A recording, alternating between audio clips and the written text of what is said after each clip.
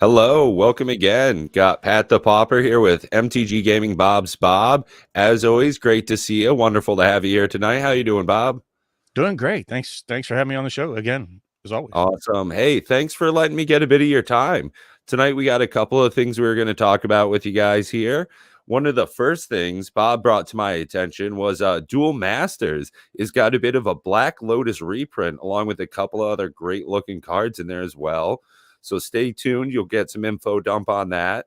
Also, a little bit of back and forth, a little bit of just speculation. If WotC was going to grant me three wishes, what would it be? I bet Bob's got a pretty interesting idea on that, don't you, Bob? Oh yeah. Oh yeah. And we were going to talk about returning to old planes more often. Is that something people want to see, or should we keep going back to different things? Are we going to keep changing it up, or shall we return to Dominaria again? And Bob, Yeah. since you brought it up, I'm so thankful for some info about this Dual Master stuff. I'm going to go ahead, get a share screen going here. And why don't you go ahead, get talking about that for a moment, if you could. Yeah, I mean, unless you've been living under a rock this past week or so, the Dual Masters has been all a buzz in the YouTube content creators circles. And essentially what it is they are not proxies. They're calling them proxies, but these are not proxies. These are actual game cards printed, and they say Black Lotus on them. And they have other cards that are also on the reserve list in there. But it's not a proxy. They're a game card that does something functionally different in a different game called Dual Masters. Now, Dual Masters is something that's been around for like 20 plus years. It is a WotC product, but these are not the actual Black Lotus. It is not the Birds of Paradise. It's not the Pouncing Jaguar, even though that's what it says on the card. But the cards functionally do something a bit different, and they do it for a different game. Like you have Emrakul there and Jace.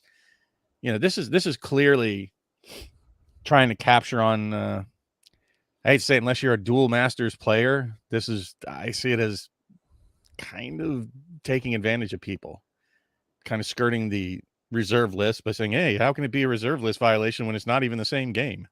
Right. Yeah, absolutely. And I think that there's definitely a bit of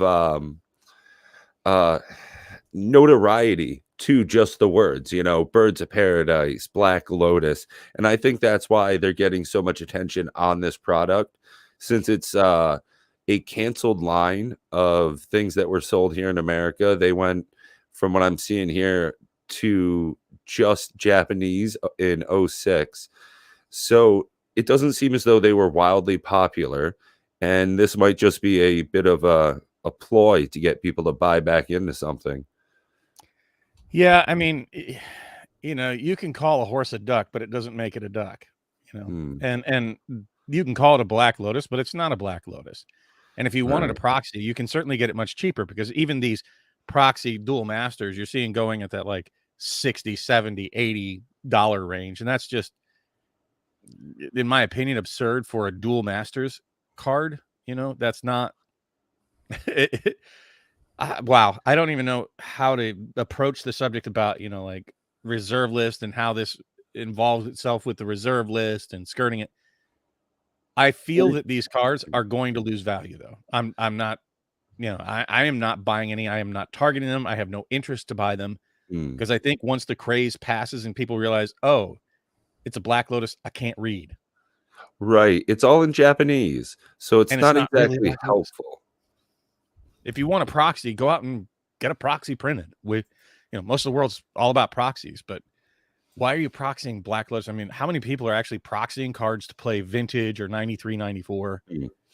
That's a very small market. It's not a collectible item, guys. They can reprint the daylights out of this. So if it does so well and they need to reprint it again for Dual Masters just to do a quick cash grab, it almost seems a little desperate to me, to be honest. Yeah, oh, absolutely. I think it's just an advertising scheme to be able to get more people, get more eyes on the product. It doesn't seem like it's something worth buying into as a Magic fan myself. And again, as you said, it's if you want to have those cards, you can just certainly proxy them up. It's cheaper and easier to get just a $3 proxy off of a site of a Black Lotus that looks pretty dang good compared to something in Japanese that is for a different game. So just yeah, interesting, but I don't see the collectability of it, to be quite honest. Mm, Like mm, it only has that value because of its association and its tangency to Magic. You know, it's not Magic. It's not a Magic card. It should not have the collectability of a Magic card, no more mm. than any proxy does, if you want to look at it that way. It may have value as Dual Masters. I'm ignorant of the value of Dual Masters, but from what I understand, it's almost kind of like a failed product, at least here in the US. And foreign, language cards don't do all that well in the first place. So Mm. I would be very hesitant. I know it's got a lot of buzz right now. I don't see the collectability of it. I mean, other than some really kind of one-off, and nobody's really going to care down the road. Let's say 5-10 years from now, when people forget all about Dual Masters, and they look at this Black Lotus and go, "Hey, how did you get a Black Lotus in Japanese?" And you're like, "Well, it's for Dual Masters, right? And it doesn't even have a Magic back on it." So it's careful on this one. Is my words. Yeah, absolutely. And that's um it since it's not a Magic product, I mean, it's not really something I'm It's looking into not too a Magic terribly. product. Yeah, It's that's printed the by biggest WotC, thing. but it's not a Magic product. Yep. Yeah, so buyer beware on that for sure. Yeah, I would not expect those to go up in value. I think Yeah. once the craze dies out, that those things are, and I could be wrong, and by all means, everybody out there, if I'm wrong on this one, crucify me on it. But I would stay away from this one. But there is something that it seems people are going to have to stay away from, and that's just There he specifically is. because they are unable to get it. So, pulling up a listing off of a Japanese version of Amazon here, and this is a Kamigawa draft booster specifically through the Japanese Amazon site. And with this, you get a bonus of 3 tokens. Looks like a 4/4 angel, a 2/2 zombie, if I had to guess, and a 1/1, I want to say fairy or Fairy. sprite. It's fairy. Fairy. And Yeah, these tokens are just obtainable specifically through this Japanese listing, which looks like there's 3 left in stock. And if I can that's read funny because there was none earlier when I looked. There were right, 0 in stock earlier this afternoon. yeah, and 115,840 yen is what, about $140 US, give or take. So I not mean, I don't know exactly the cheap. conversion, but I usually did like you can divide it by 100, right? I think is how it would basically work. And there's certainly some good looking cards, but it seems to be that the draw to this product in specific is these tokens, which, don't get me wrong, these look phenomenal. It looks like a fan made or Vice Shorts product almost. It's, gorgeous anime art. I think Mhm. this is possibly something we're going to be looking forward to in the Jumpstart 2. I didn't even think about that. Great point.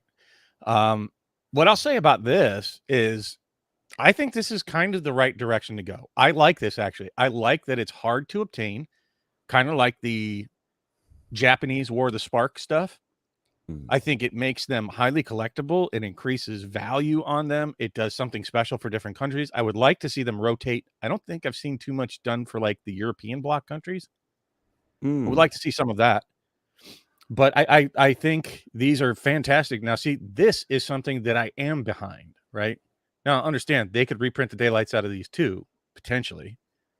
But I hope that they start sprinkling in. This, I think, is the right direction. I'm all about the Viscera Seer being serialized. I even kind of like the neon ink Hidegetsu. And I like the idea that you had the Japanese were the Spark only planeswalkers that were only in Japanese boxes. So I think this is a great direction. I don't think it's too gimmicky. You know, you have to do something to encourage people to buy. The biggest downfall for this one, though, is that it comes with a box of Japanese cards. Right. Yes, that you're getting this in specific, a Japanese draft box. So Yeah, to get these 3 tokens. I hope you're over 13 and you know Japanese.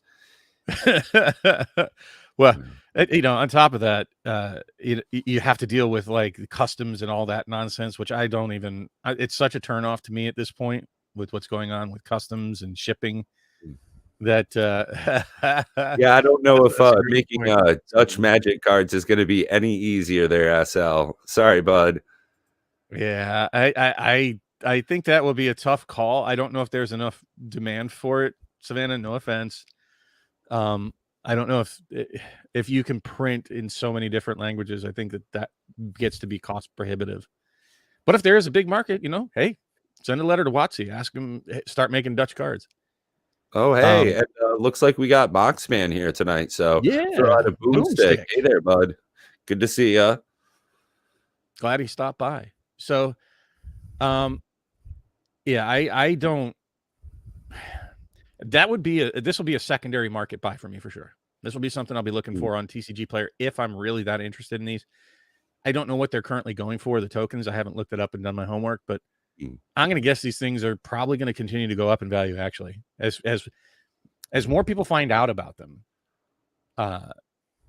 you know, they're going to go up in value. They become more desirable, right? And if they're going to have such a narrow window of opportunity to obtain them, I have a feeling these are going to be a little pricey and maintain their priciness. Now, I wouldn't expect them to be like $30 cards, but I could be wrong on that too. Yeah, and we're even seeing some incredible spikes in the shrine token out of the Kamigawa boxes.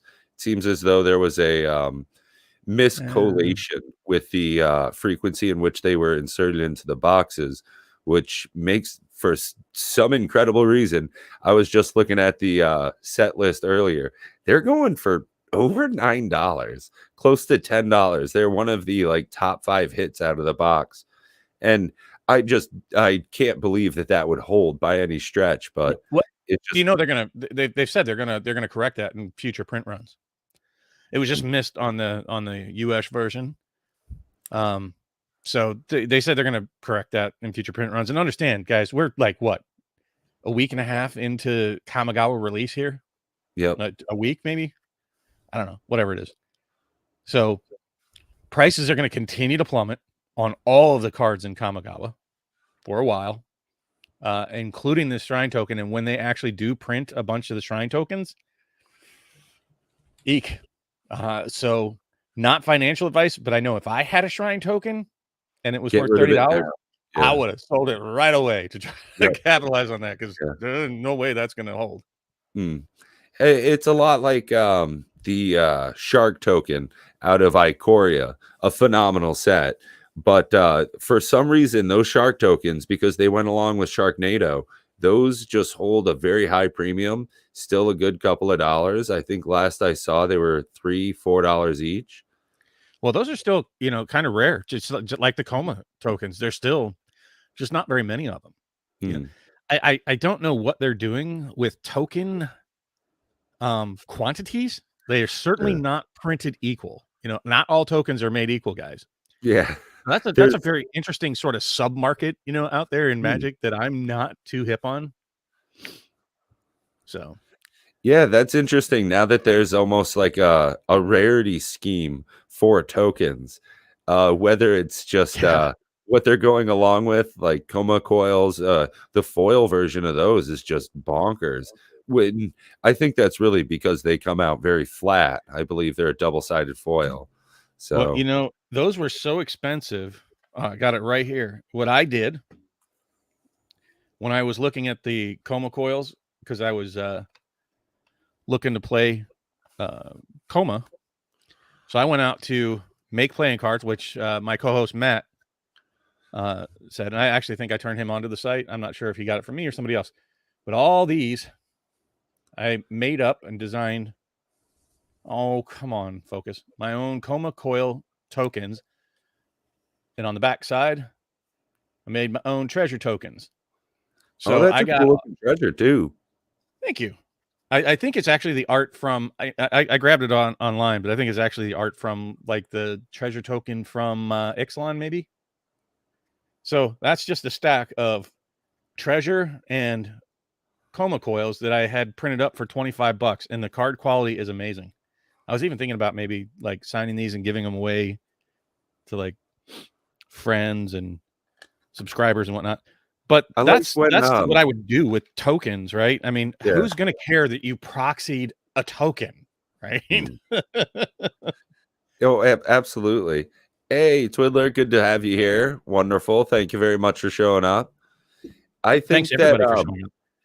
a lot of proxies, in all honesty, I play regular old paper inside of a little sleeve with a common or a land behind it. And as long as we know what we're getting into, it's just kitchen table.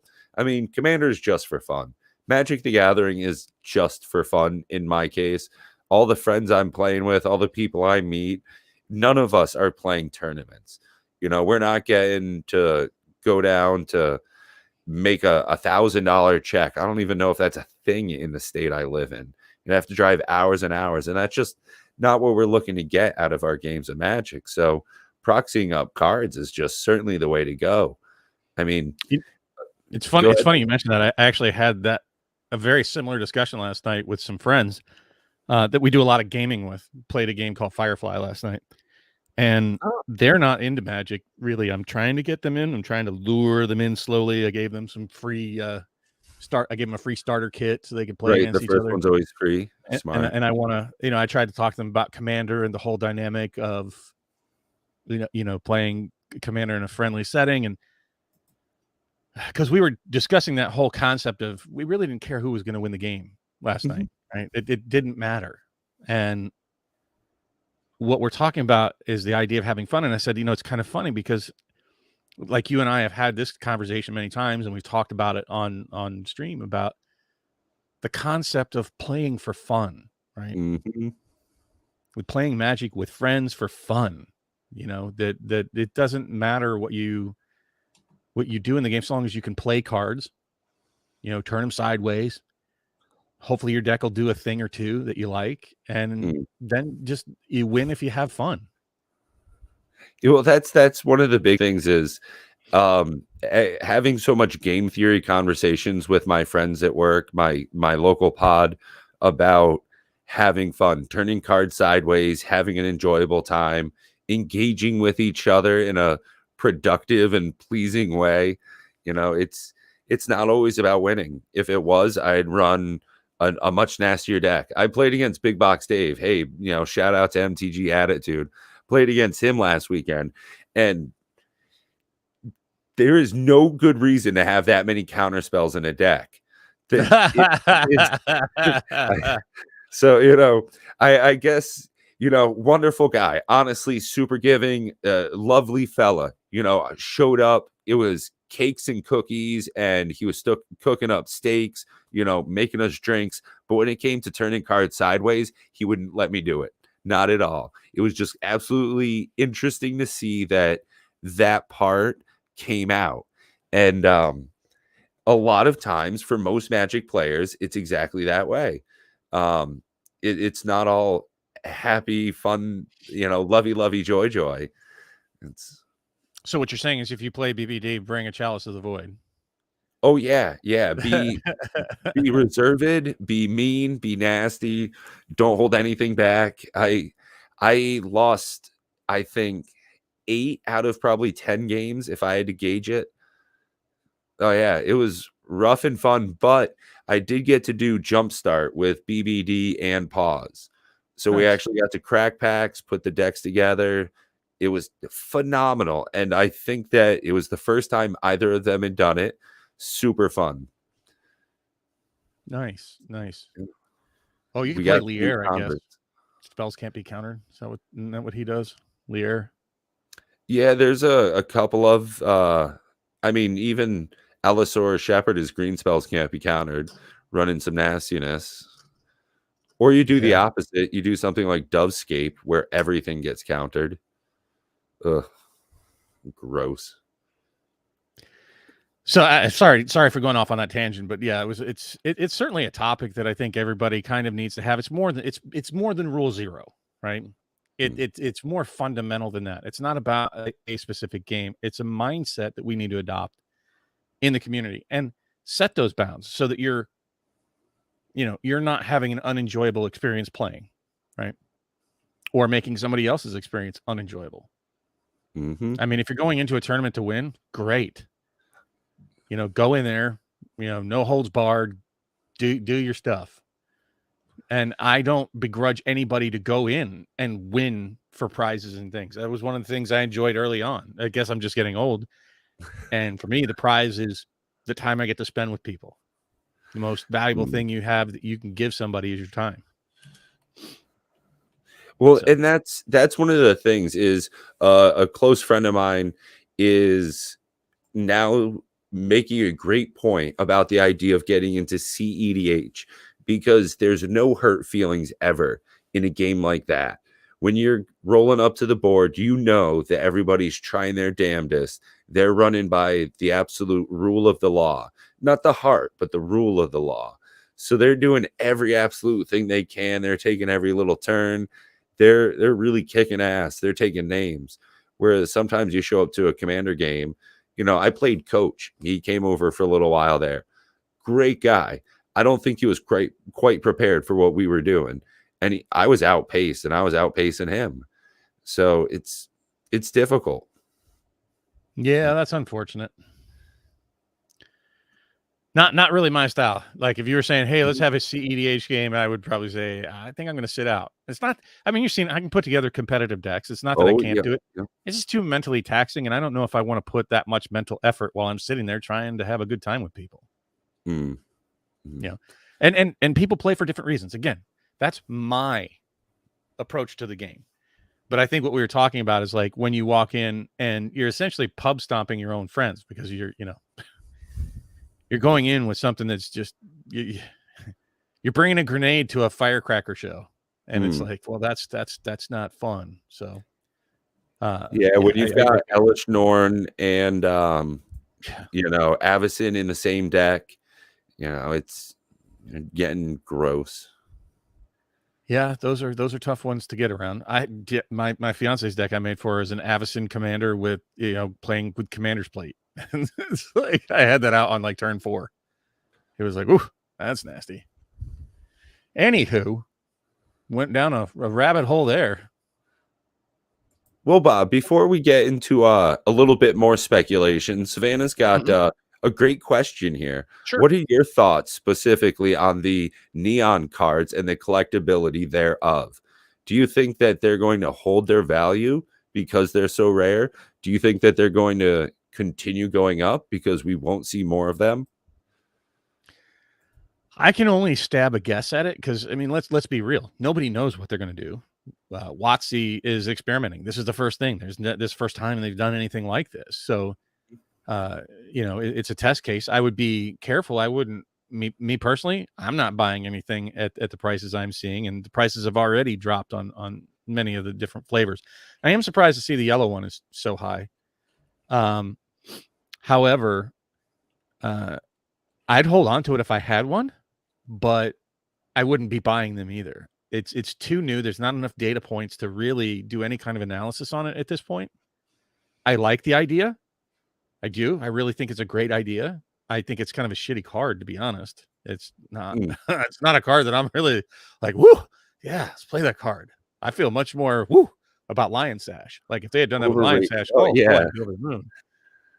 Or yeah, Doom's and to Attack. see that Lion Sash has got such a poor value on it currently, it's No, it quite doesn't. surprising. No, they're actually doing okay. I think it's one of like maybe the third most expensive rare in the box. I mean, outside like the lands. No, Yeah, it's got to be pretty low. I was just no, on their site. it's like $5 for the non special version, and I think it's $8 for. Yeah, I was surprised. I was like, whoa, those things are pricey. I'm saying rares, not mythics, rares. Oh, yeah. And I'm not talking about the neons because those are in their own class. That's not fair to put that in there. Where is it? I'm sorry, it's the 6th most expensive one. Sitting. Oh, it has dropped. And just the regular version of it's $3.47. The soft glow. How come they don't have it in soft glow? I hate that. The soft glow version of it. Hey, boy, that. Anyways, I don't want to go too far down that rabbit hole, but it's. I'm happy with the value of it. I think that one will age better than many of the others, to be quite honest. Yeah, the showcase one, the neon glow, the non-foil's $8 and the foil one's $15. So it's all right. It's a good card. I think that one's going to age very well. So I think I'm going to pick up more. And I got to give a shout out to Mr. DJ Longhair. I wish I had them down here with me, but I put them in a special place. He actually sent me both a neon glow version of the Lion Sash and a regular version of the Lion Sash. That was mighty righteous of him, just as a thank you. And I was ecstatic to open them. I was like, wow, that's fantastic. I love it. I really do. Lion Sash all the way. I'm still all about it. Yeah, for sure. Super utilitarian, and it alone is very living weapon-esque. And then you can reconfigure if you want to Voltron that bad boy up, throw down a commander, get some, unblockable damage. Solid card. Target graveyard hate for white. I mean, I don't have to say, guys. That's a good card. Was that one of your wishes, Bob? Was that one of your 3 WotC wishes? It is not one of my wishes, and it's awesome that you broached that subject. But I had asked for the audience. I'd asked Pat, if you could ask WotC if they granted you 3 wishes. Now I'm not saying the type of wishes like give me a lot of money or give me 4 of every card, those kind of wishes, but what you could have a wish granted for what they would do with the company, with the product. What would I'll let you start actually with what are your 3 wishes? If you could give 3 wishes to make 3 wishes of WotC and they would do it for the product, to the product, around the product, what would you wish for? So, number 1, less product. I want less spattering of BS. I don't want these theme boosters anymore. Get rid of that junk. I would like more consistent releases. I don't need them to double down like they did with the Innistrad sets. Do one in a September, do the next one in like October right away. It was crazy how fast they came out. They didn't give it any breathing room. I want less stuff coming out, but by doing so, give us more regular releases on it. Make sure it's every 3 months that it's happening, and make sure it's actually happening. Don't do this Unfinity shit where you keep pushing it back. What are they going to say? It's another 10 months supposedly before that comes out. What the heck, guys? Unacceptable. Another thing that's unacceptable to me, wish number 2, quality. I want there to be more quality in their product. And I don't just mean keeping foils flat. We all want that, of course. We know they can do it. Their older product, heck, even Ikoria had really flat foils in it. On top of that, I don't want these misprints, air quote misprints. When a card gets crimped just because it's too close to the side, too high up on the top, when it's got a line down the middle, that's not a collector's item. That's something that shouldn't have made it out the production track. Quality, that's number 2. Number 3, for me, more reprints. I want, by getting a product once a year, maybe every 18 months, every other year summer release, you get the sweet summer, little memories of walking down the beach, holding, $50 card. By reprinting them, they can make it easier for people to get into the game. Instead of having something that stays at $100, you reprint it every couple of years, stays down at $40. Nice. Yeah, I mean, a lot of what you hit on is certainly in my wish list. I wish they would stop this. I hate. Let me see if I can do like the. I can't really see it. Get rid of the Pringles. Like I think that's one of the biggest complaints I have. That just seems totally unacceptable. That Mhm. they have to be aware, right? They have something they can do, which I've pointed out, and they don't even have to do this, but this works. Double siding your foils makes them flat. They know they can do it. Even the Ikoria set doesn't seem to have too much of a problem with. I just pulled a foil land out the other day, and the Ikorios were actually pretty flat. So my number one wish was more specific than yours. Fix the foiling issue. That causes so many different problems. And in that same vein, stop printing so many of them. Right? Get back Mm. to making foils far more rare. So I guess that's kind of in line with your not so much product. So I don't want to cross the streams with you too much here on that one. But with the foils, yeah, fix them, make them something special. They used to be when you opened a foil was a super special feeling. When you Mhm. pull one out of a pack, and now you look at it and you go, oh God, I don't want to get the foil secret layer because I don't want the Pringles. It's like you get the foil version of things, you're like, oh God, I'd rather have the not one. Yeah, it It's like it what? almost seems like damaged cards now when you get foils, especially, in, the secret layers. They've since there's less cards in it, they don't package them as tightly, so everything I've seen just it it really does pop. I actually saw someone recently, I think it was 8th place Dave. He, had a comedy thing where he took a stack of Pringles can and then taped a card around the other way, and it actually worked, and he was incredibly surprised. He was just making a little parody out of it, but it seemed as though it was a functional way to do it, and I hate how many videos there are on YouTube of how to flatten Magic cards. That how That to shouldn't fix the be. production area. Exactly. Yeah. It just shouldn't be. Like, that's just something that it feels like a no-brainer, low-hanging fruit, really, for them to fix. So fix it, WotC. Um, the second wish that I had actually is for a way of playing Magic that I'm not super fond of, and that's online. Um, so it might be surprising that I think that they should somehow merge their online activities to maybe smush Arena and MTGO together and make a Commander online format. Make all of the formats for people to be able to play online. If you're going to embrace the online arena, I don't mean MTG Arena, but the online space, then do it well. Because I think most people are not happy no matter which client you play with, right? Even Spell Table is better than nothing, and that's sort of a one-off. So if you don't play Spell Table, you need your own camera and you look down at your table and you play with real cards. I like it because you get to play with real cards that you have, which is an advantage over online. But I get the benefits of being online. I'm not going to go down that rabbit hole. But if you're going to exist in that space, then do it better, right? I guess that would be more like in the quality, but it's quality of online stuff. So please make a real client that people can be happy with and proud of and suggest to their friends and do things with if you're going to live in that space.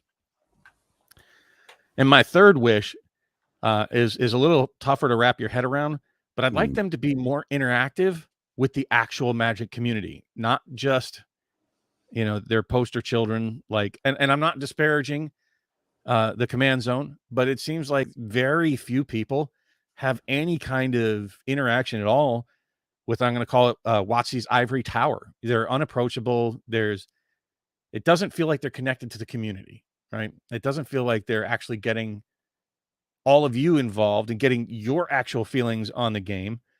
And Lance pointed out, well, you want this for yours. I don't. I want them to approach everybody. Take mine, yours. Mox man, love you, and I know you love the reserve list. I hate the reserve list, but I think that they should actually get a finger on the pulse of, does the community at large want the reserve list, or do they want it abolished? So it's all that kind of stuff that I would love to see WotC having far more community engagement with the players, with the Mhm. content creators. We talked about it.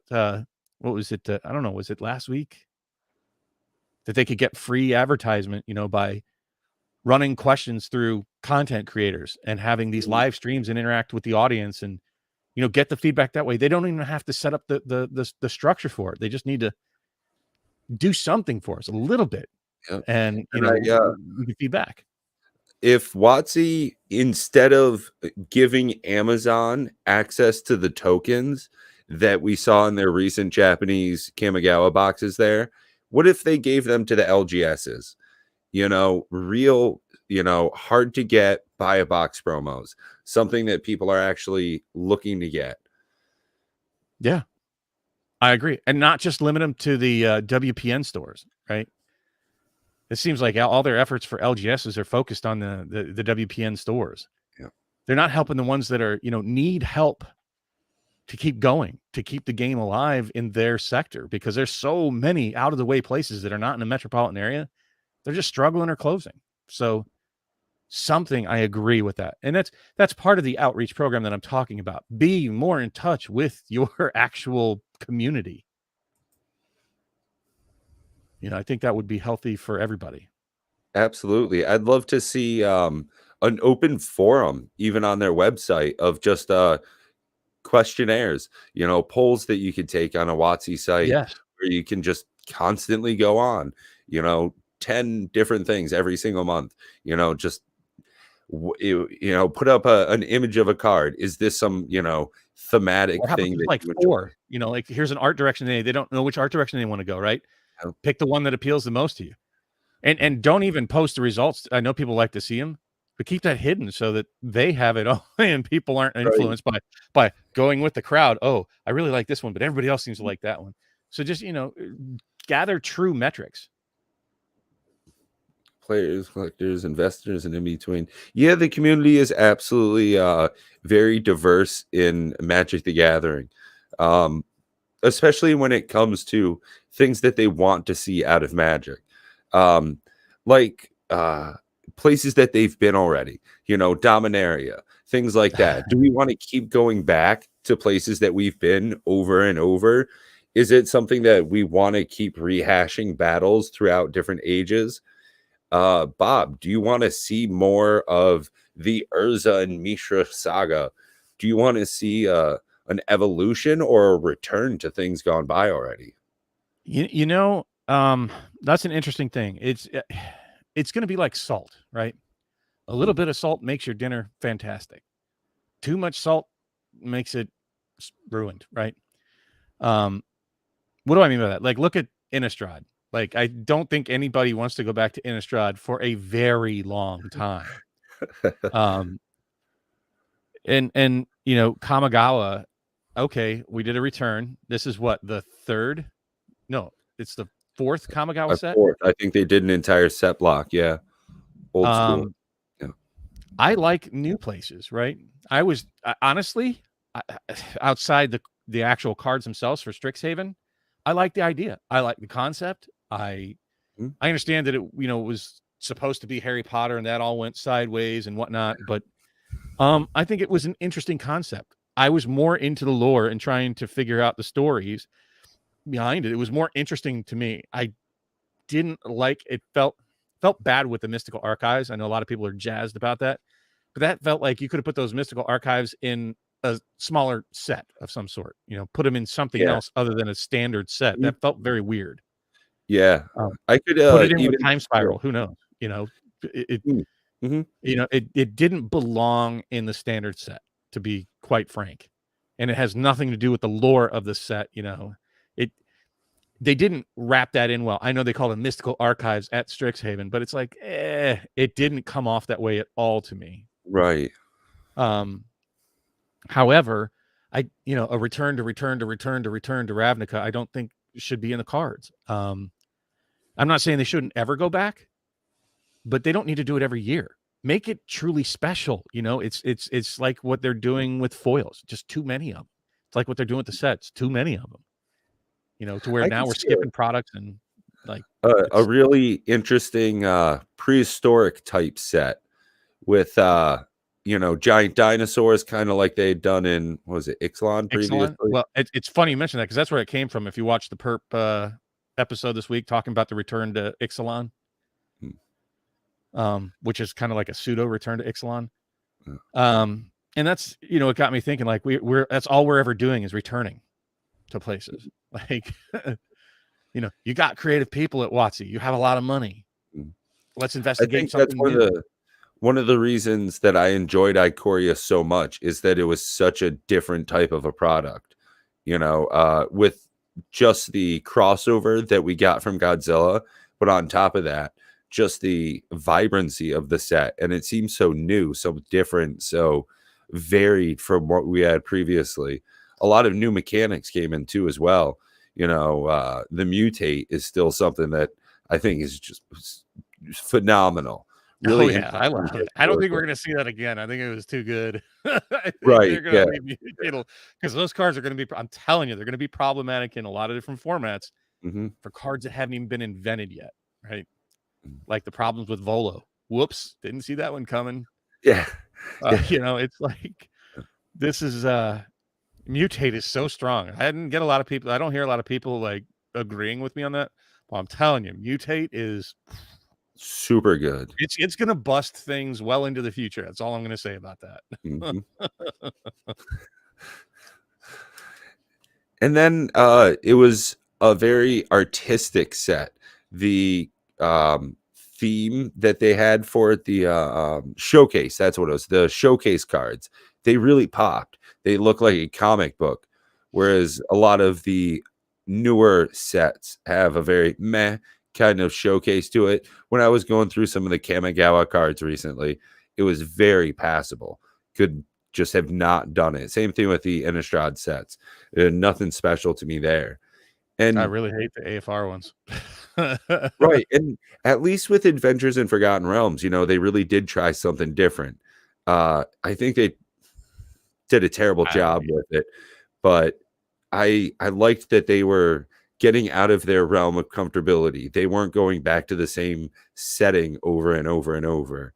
Um, so it's difficult because Magic's running on 30 years now almost.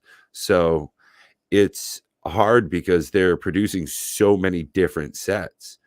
And Well, here's yeah. the thing, though. I mean, you're talking about something that doesn't necessarily have to be mechanically unique.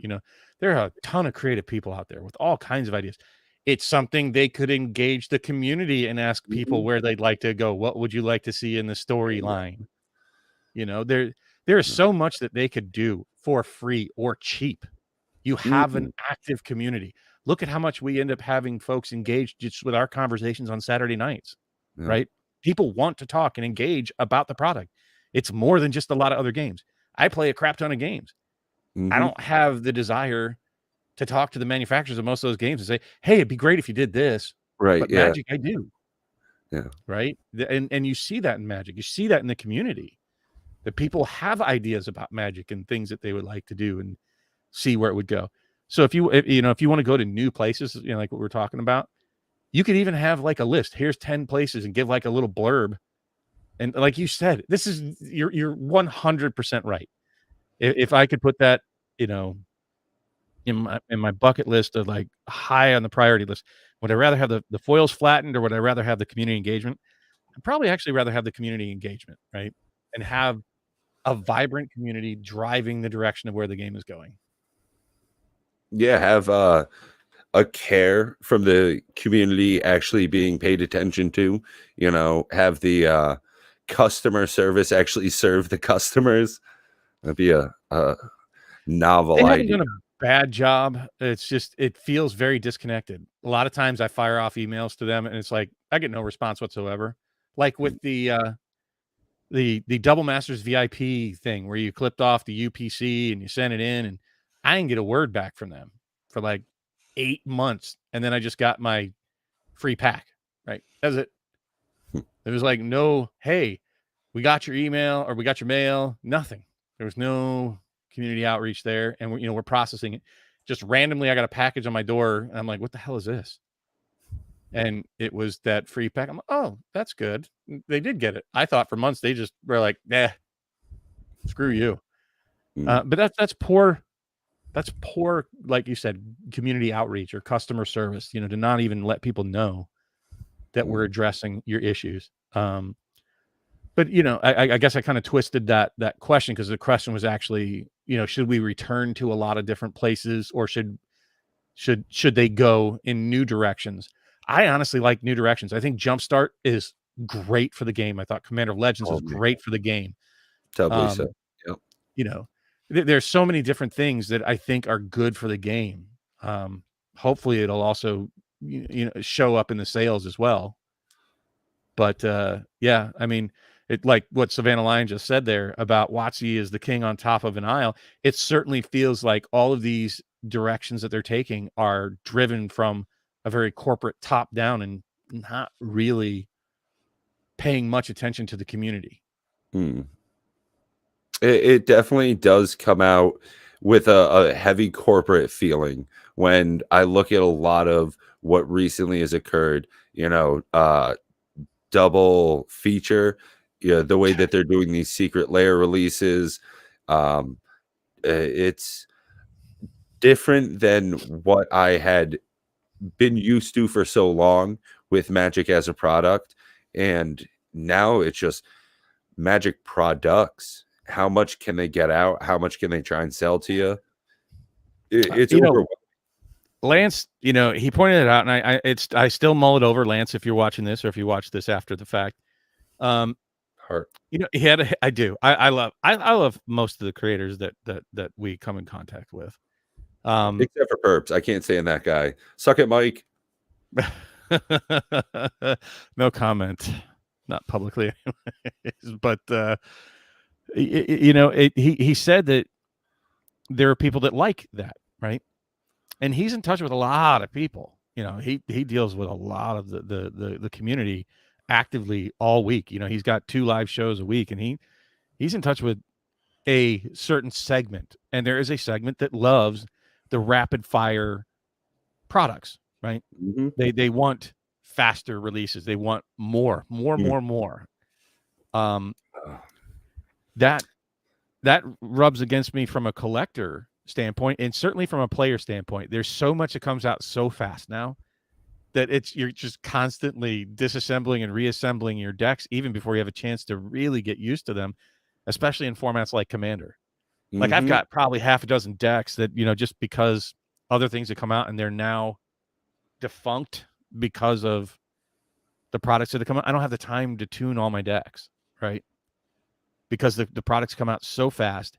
And in a Mm-hmm. format like Commander, the more products that come out, understand that's the one format that every card is legal, right? Pretty Yep. much, except for their ban list. It's like, Yeah. oh, And then every once in a while, like right now, Generous Gift and Soul Ring. Not financial advice. Hey, this is just, notification for people who are unnotified. Both Generous Gift and Soul Ring were in the Kamigawa Commander decks. So they're super cheap right now. Generous Gift is usually like $3. Now it's like 70 cents. Soul Ring's barely over $1. And it's sad that now that I'm going to pick up like 10 copies of Generous Gift, I'm going to go through and slide that into 3 or 4 different decks. Okay, now I got to go through, take out some of these other ones, put in this new staple I got. And as we go forward and we see things like Buseju, these other phenomenal additions, Reality Chip, that's a card that's probably going to go in a lot Lion more. Sash. Yeah, Lion Sash, perfect example. For was it one white, one in a white? You're going to be going in, you're going to be screwing a lot of people's, graveyards over. Oh, how many people play with graveyards in Commander? I see much more Yeah. graveyard play in Commander than any other format. Oh So yeah. to have targeted graveyard hate, that's just, yeah, good card, WotC. Good card. You've got Especially the for a color approval. that, especially for a color that really didn't have graveyard hate. Yeah, unless you're running some like odd colorless lands, there's not yeah. There's not a lot of white graveyard hate. There's a lot of creature hate, Mm. enchantment hate. Yeah, for sure.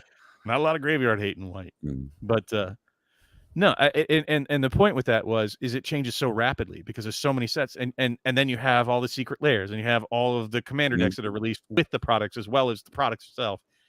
It's the biggest format out there. It's the most popular format according to at least everybody that I can hear on every channel. They say Commander is the format of choice. Yeah. And so if you're playing Commander and you want to do constructed, you really have to be on the ball, because you're just going to get caught with your pants down if you're not hip to every new card that comes out, because you don't even only have to just pay attention to standard or what you have to pay attention to everything that comes out, like literally every card that comes out. Mm-hmm. So, it's mind numbing for Commander players, how fast cards come out and how they change the meta. Mm-hmm. One of the things that Savannah had wished for, top 3 wishes, it looks like number 1 was smaller sets. And I am totally behind that idea, to be able to touch back on a point that we had made in a previous stream, was to reduce the number of chaff, take away cards that just are not worthwhile, get rid of the gutter trash, and just give us that smaller pack. Instead of 15 cards, give me 12. Just give me 12. Sure. Keep the price the same for a while. Don't increase it. Let's be honest. You would probably take 4 cards if they were all really good. I'm not saying you want 4-card packs. You would want more because you need to build decks. But what I'm saying is, how many cards do you usually keep even out of a pack? You usually have to buy 4 packs to get 1 card you'll actually keep. Mm.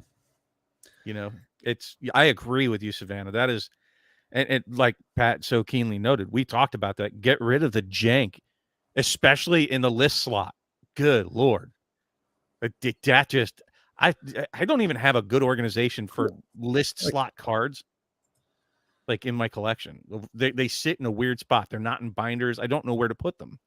They don't fall anywhere, and most of them are just hot garbage I don't want to put anywhere other than the trash bin.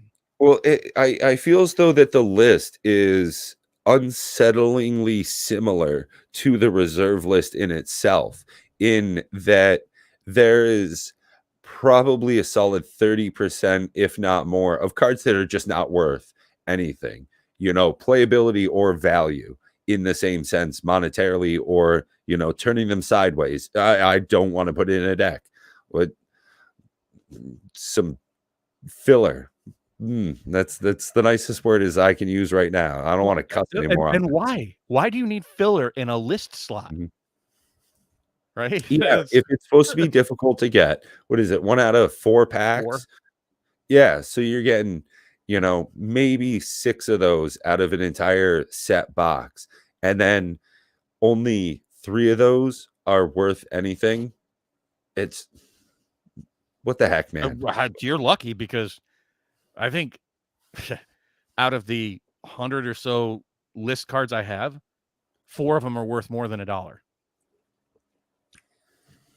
4 out of 100 cards, list slot, which is 1 out of every 4 packs.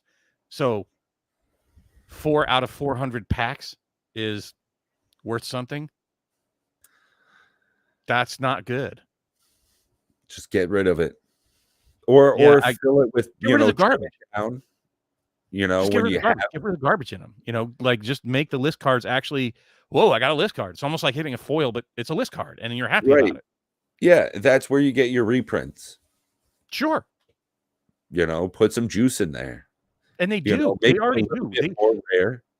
I agree with you that just cut the chaff. Don't even put them in there. I'd rather not put an extra land in that spot, or a token, Just, you don't have to have garbage, janky list cards. It makes no sense. And don't reprint list cards of sets that are still in print. Yeah. Or making 15 variants of the same card.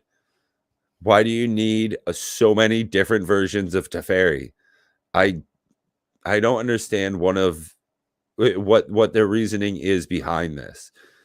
It's I guess this was like one of the first editions of their new serialization, their new rarity schema, with the neon frames that they're doing with the Hidetsugu. There is all of the different frames and fang and frames that they're doing. You know, like they did every showcase version of a card was that the first time that they were doing it. One's a little bit darker, one's a little bit brighter. Now they've got, you know, the different colors that they're doing. I'm not behind this. I Not agree with you. It certainly makes, if you're a collector, it really throws off the collector. And I don't think that they should be sacrificing one market for another, right? It's great to appeal to multiple markets, but to punish one market in favor of another, I think is a bad idea, right? But is it really? Because that's kind of what Lance was getting at. Like, hey, it's a la carte, right? But that only suits the a la carte people. There are a lot of people, believe it or not, that are completionists out there. Gotta catch them all. You know, that's why Pokemon has that phrase. That's why you have it called set collecting. Even look at Rudy. When he buys most of the collections, he's buying generally sets of things, right? And when people talk about the older cards, they talk about having a set. Even what's his name? MTG Cards and Review, getting a set of Fallen Empires. Oh, okay. Yeah. Hey, but look, I get it that there are people out there that are trying to collect sets. And Lance said, well, I'm still collecting sets, but with some sort of weird caveat of just the basic. I don't even know what that means. Like, you'd have to define what that means. And if you're listing it on eBay, listing a full basic set of, you know, something minus the showcase, minus the this, but it's like, it causes certainly a lot of disruption to have this variations that they have. So yeah, how many different versions of Sorin did they have in Crimson Vow? I think it was 6 or 8 different versions of the same card in the same set. Yeah, I think it was 6. And then you have the foil, non-foil. It's like, and that's one of the things too, is if they're going to make foils so poorly in quality that they're going to put them in everything as well, I'd rather that they just make them good and put them in fewer things, like only in collectors or set boxes, but do it right. You know, make them flat, make them look nice. Well, what I would like to see, honestly, to be quite frank, out of the collector boxes, what always felt really off to me is like a foil basic, right?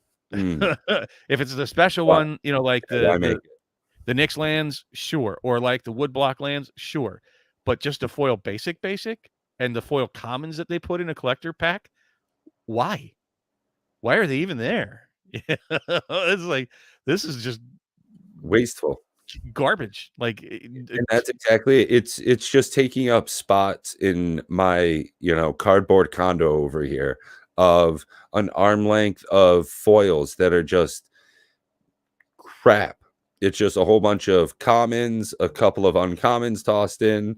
You know, even a rare foil sometimes is worth less than a rare card. You know, foil versions, because they make it so bad. Yeah, I like I said, you know, collector packs, why put extra chaff in a collector pack? You know, I don't get that. You're not drafting with collector packs, so you don't need them to build your deck. I mean, if you guys are out there, if somebody out there is drafting collector boxes, please film that and put it on YouTube. I'd like to watch it, because that would be that's making that shit rain up in there. You know, like, hit some money, and you know that's a lot of you know. And here's where it would help. Even things like Lance, you know, with shipping, you don't have to make so many choices. I don't know. Like I said, they don't pay attention to the secondary market. So would you miss that $3 or $4 foil common or uncommon, like a 3 visits or something? Okay. Or put in, you know, like the full art versions of those. I you know, if you only get the full art foil version in a collector box, fine. I agree with you. They should do special things only in collector boxes. And then I don't know about putting them in sets, and I don't know about only having foils in collector boxes. I think you need something in a draft box to feel like you're going to hit a lottery. You need that chance at something. Maybe that's it, where you get the foils in the collector boxes, but you get those, you know, big hit cards like the neon art Hidetsugus only those can come out of draft packs, something like that. So you have to keep scratching off those tickets to be able to get the winner. Yeah, I mean, I don't know what the direction is. I've said that, multiple times. I know that what I'm seeing now doesn't get it for me. Like, I'm glad that they're tinkering with a lot of things. It's certainly disruptive for somebody who's been in Magic for a long time in multiple ways. The ways I listed that, it used to be a big set thing. You only had to buy one product. You were able to collect things. You knew what you were going to get in boxes. You didn't have to have a PhD and know which product do I actually pick up off the shelf to get the card that I want, because it's my partner opened a whole draft box, not realizing that the cards he's after don't even exist in the draft box. And I'm not talking about special versions. I'm talking about the card itself, just not in a draft box. Yeah, Soul Rings just not being in a Commander Legends draft box. Or Swords of Plowshare or Counterspell or a few other, like, you'd be surprised. The list is actually a little longer than you'd and expect. then you add on just more confusion, like Zendikar Rising Collector box. Why are there 2 box toppers? What's going on? Why is that a thing? If people knew that, they probably would have had a steadier incline in value instead of the huge spike when everybody realized, oh shit, hey, this is a great product. Oh, there's so many good things in here. Now it's near $300. Price corrected. Yeah. Yeah, you're making a lot of good points, Savannah. Thank you so much for these questions that you're putting out there. And hopefully we're giving you good answers to your, or at least having engaging conversation about the points that you're making.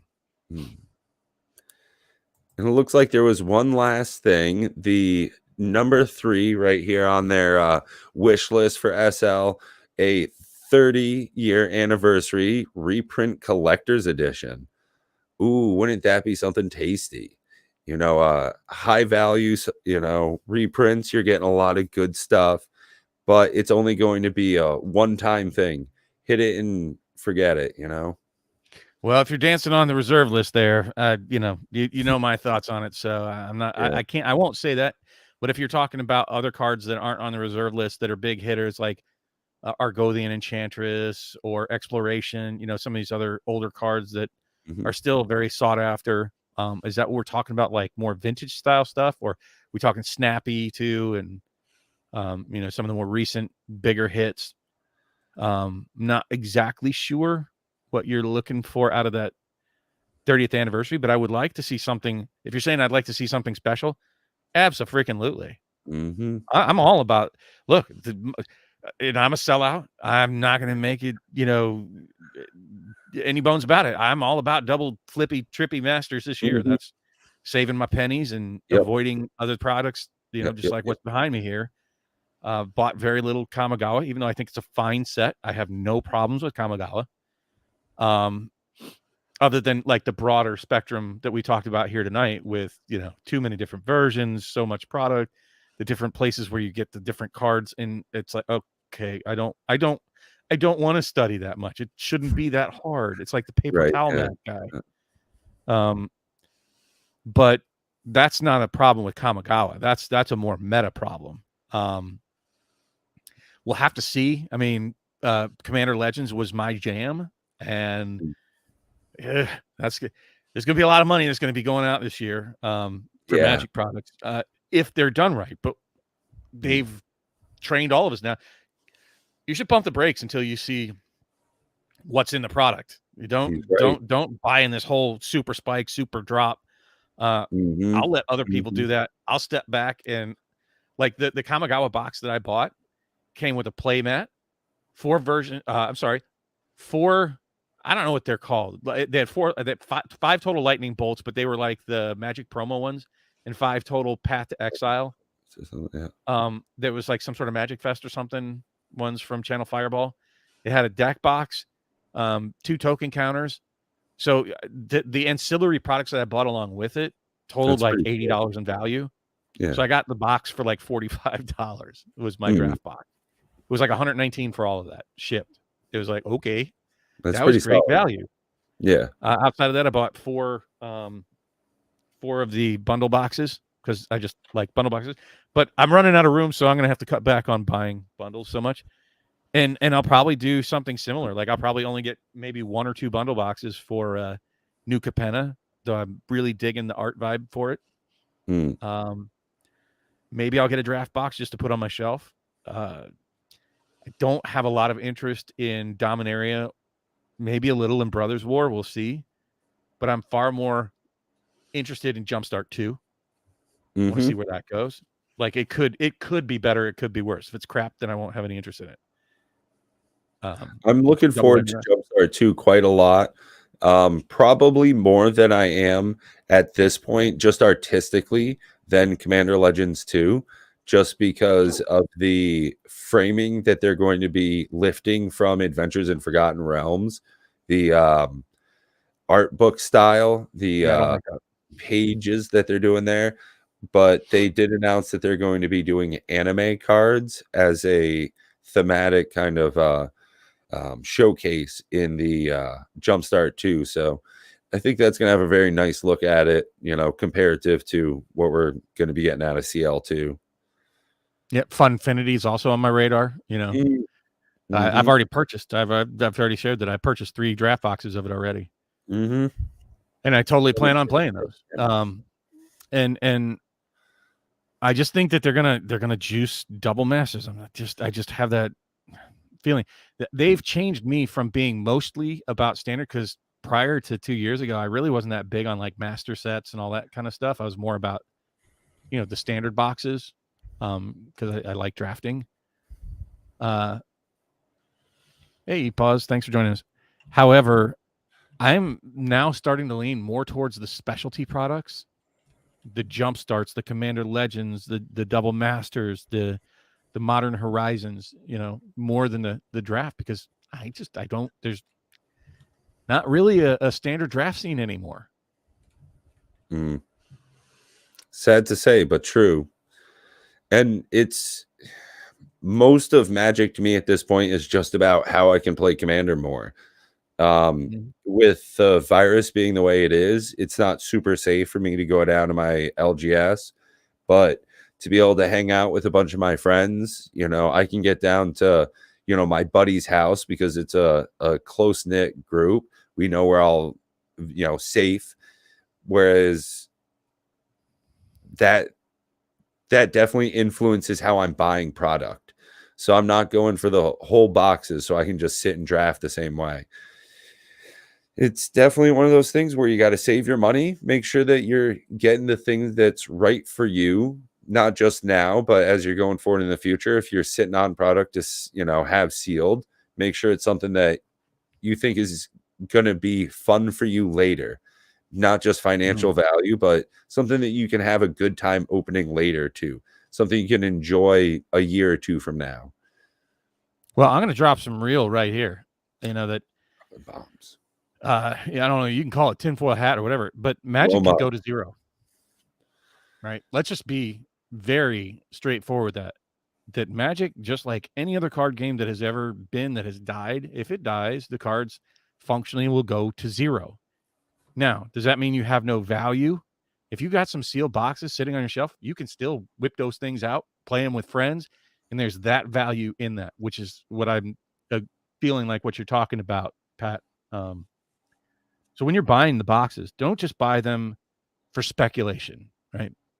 Buy the boxes that speak to you, that like, if I'm stuck with this thing, am I going to be okay with having it on my shelf? Can I get some value out of it, even if the market goes to 0? Well, that's exactly it. If you want to be able to have the fun of playing a draft of sealed product of Jumpstart, you can sit down, you can bust open packs. It's all inclusive. You can have the fun of it.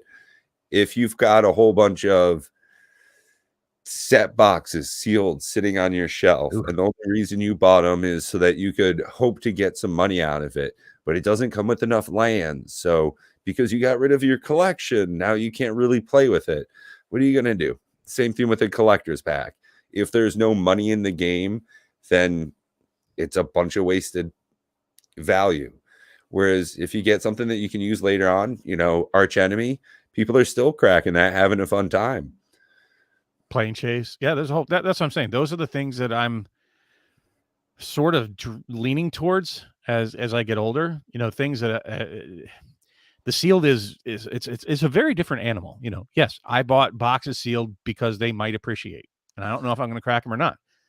But I also look at the things that I've purchased, and I've set boxes, collector boxes. I have four collector boxes, 3 Commander Legends and 1 Modern Horizons 2. That's it. Because I realized that you can't crack those and play with them, right? Set boxes. Unless you're doing something really weird, you can't crack them and play with them. And it's Heard of this Winchester thing, but I don't believe in it. Yeah, we have a video out on it. Matt did one. It's just whatever. I mean, if you want to try to go through that pain to explain how to draft with somebody, it's like no. Commander Legends, by the way, has a little leaflet. I don't think I have one handy that explains it right on top of the box. Like every draft box that you have tells you how to draft specifically with it. Yep. So those are the things that appeal to me. The more specialty products are beginning to appeal to me more because, like I said, the standard scene just not there anymore with the drafting. Well, Bob, I think this is about where I've got to end the conversation. I think that's about all the time I've really got for tonight. Got a couple of things I got to get done, include cooking up a tasty steak. So got to leave you guys wanting for more. Next week, make sure to join us. We've got a good couple of bullet points, but that's not the biggest thing. We've got a guest coming by next week. Not going to tell you now. You got to stay tuned. Make sure you get those updates by liking and subscribing. Make sure you click that link below in case you're not subscribed already to MTG Gaming Bob. You should be. Him and Matt are putting out some great content. As always, at the Popper, great to see you. Bob, anything you want to say before we get going? Just don't miss next week, folks. It's going to be a good one. However, I don't want to jinx it. You never know; things can happen. But I'm looking forward to it. Always love these conversations. Love having a lively audience and the interaction. So, thank you all for your time. And like Pat said, check us all out here and give him a like and a subscribe on his. Spread the word. Y'all have a great time out there, and think about your purchases. Night, night. Night all.